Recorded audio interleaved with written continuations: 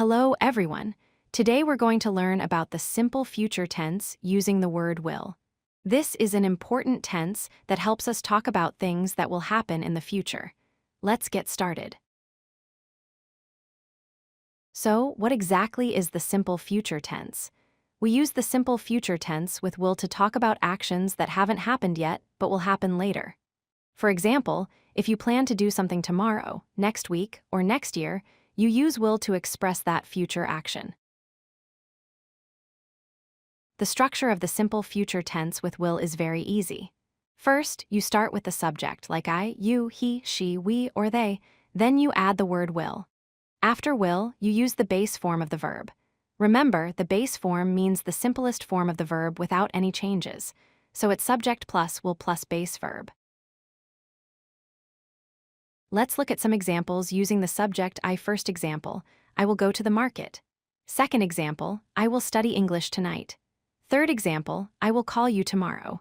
Notice how the verb after will stays in its base form, go, study, call, no changes to the verb at all. Now let's see examples with he and she. First, she will study for the exam.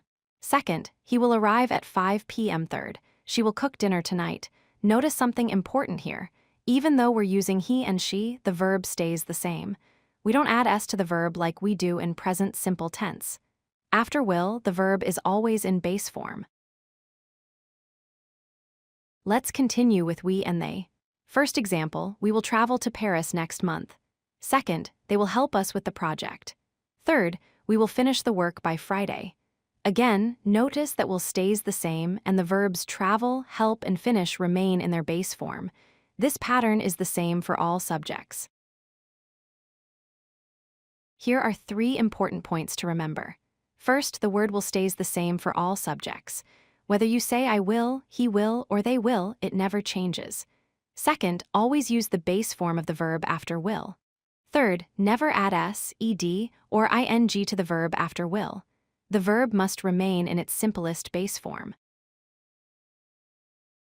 Great job! Now it's time to practice what you've learned.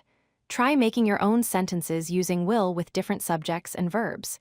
Think about things you plan to do tomorrow or next week and create sentences about them. The more you practice, the more natural it will become. Keep practicing and you'll master the simple future tense in no time.